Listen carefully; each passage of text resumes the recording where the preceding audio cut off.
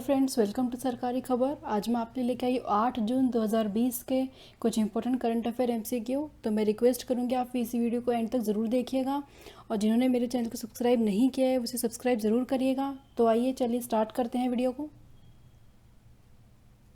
मानव संसाधन और विकास मंत्री श्री रमेश पोखरियाल निशंक ने कौन सी इंफॉर्मेशन बुकलेट लॉन्च की है?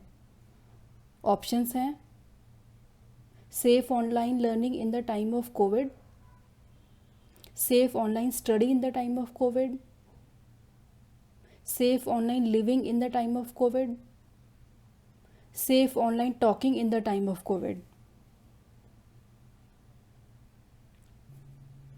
और इसका आंसर होगा option A, safe online learning in the time of Covid. तो कोरोना वायरस के चलते देश भर में डिजिटल मीडियम का बहुत ज़्यादा उपयोग किया जा रहा है, फिर चाहे वो आईटी डिपार्टमेंट हो या स्कूल हो, कॉलेज हो, हर जगह पे डिजिटल मीडियम का इस्तेमाल बहुत ज़्यादा किया जा रहा है। तो इसी के चलते एनसीईआरटी ने एक ई बुकलेट लॉन्च किया है जिसका कि नाम है safe online learning in the time of कोविड-19। तो इस बुकलेट के ज़रिए स्टूडेंट, टीचर, पेरेंट्स हर कोई साइबर बुलिंग के बारे में जानकारी प्राप्त कर पाएगा और अगर ऐसी कोई घटना होती है उनके साथ तो उसके लिए क्या प्रोसेस फॉलो करना है, किसे कांटेक्ट करना है, तो वो हेल्पलाइन नंबर भी इस बुकलेट में दिया गया है। और ये बुकलेट एनसीईआरटी की साइट पर अवेलेबल है, तो वहाँ से ये बुकलेट डाउनलोड की जा सकती है। चलते हैं अगले क्वेश्चन पे। विश्व फूड सुरक्षा दिवस कब मनाया जाता है? और इसके ऑप्शंस हैं 6 जून, 7 जून, 8 जून, 9 जून। और इसका आंसर होगा ऑप्शन बी, 7 जून। तो वर्ल्ड फूड सेफ्टी डे कब और क्यों मनाया जाता है? तो ये 7 जून को मनाया जाता है। दिसंबर 2018 में यूनाइटेड नेशंस में इसके लिए प्रस्ताव रखा गया था, तब जाके 2019 में ये पहली बार मनाया गया था। अब 2020 में ये दूसरी बार 7 जून को मनाया जा रहा है। इसके 2 उद्देश्य हैं। पहला, फूड सेफ्टी, यानी कि फूड प्रोडक्शन से लेकर फूड कंज्यूम होने तक उसमें कोई मिलावट ना हो, फूड सेफ्टी का पूरा ध्यान रखा जाए। और दूसरा उद्देश्य है फूड सफिशिएंट हो, यानी कि अगर किसी देश में पॉपुलेशन ज़्यादा है और फूड प्रोडक्शन कम हो रहा है तो वहाँ के किसानों को ज़रूरी सुविधाएं अवेलेबल कराई जाएं ताकि वहाँ का फूड प्रोडक्शन ज़्यादा हो और सफिशिएंट हो। चलते अगले क्वेश्चन पे। केंद्रीय पुलिस कल्याण स्टोर का नया मुख्य कार्यकारी अधिकारी कौन बन गया है? और इसके ऑप्शंस हैं राजीव रंजन कुमार, नेहा चंपावत, मनोज मिश्रा, राजीव टोपनो।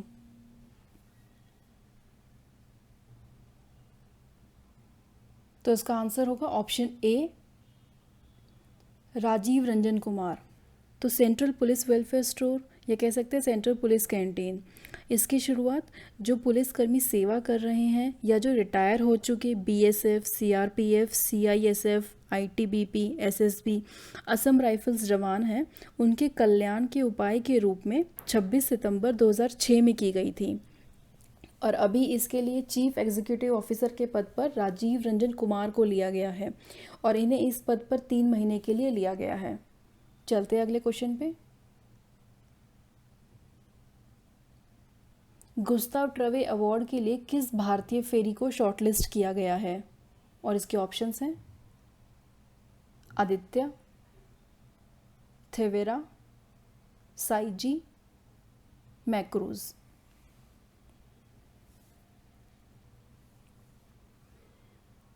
और इसका आंसर होगा option A, Aditya. Gussies electric boat awards की शुरुआत एक फ्रेंच इलेक्ट्रिक इंजीनियर और इलेक्ट्रिक कार और बोट बनाने में माहिर गुस्ताव ट्रेवे की याद में की गई थी। इसमें 3 अवार्ड कैटेगरी हैं। पहली कैटेगरी है 8 मीटर लंबी इलेक्ट्रिक बोट की, दूसरी कैटेगरी है इलेक्ट्रिक बोट जिसकी लंबाई 8 मीटर से ज़्यादा हो, और तीसरी कैटेगरी है इलेक्ट्रिक फेरी बोट यानी कि पैसेंजर बोट। और भारत की आदित्य फेरी जो है उसको तीसरी कैटेगरी में शॉर्टलिस्ट किया गया है। आदित्य फेरी को Kerala state water transport department द्वारा ऑपरेट किया जाता है। चलते अगले क्वेश्चन पे। मौसम विभाग ने किस बांध पर एक स्वचालित मौसम केंद्र स्थापित किया है? ऑप्शंस है हीराकुंड बांध, तेहरी बांध, तुंगभद्रा बांध, पेरिंगल कुतु बांध।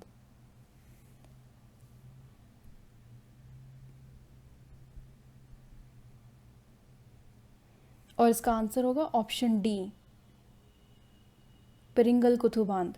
तो मेट्रोलॉजिकल डिपार्टमेंट यानी कि भारतीय मौसम विभाग, जिसकी स्थापना 1875 में हुई थी, और अभी इसके द्वारा पेरिंगल कुतु बांध जो कि केरल में है उस पर एक ऑटोमेटेड वेदर स्टेशन बनाया गया है, ताकि रेनफॉल रेट यानी कि बारिश की गति की सारी जानकारी आईएमडी डिपार्टमेंट तक टाइम टू टाइम पहुंचती रहे, और अगर बारिश की गति ज़्यादा होती है तो उससे पहले सही कदम लिया जा सके।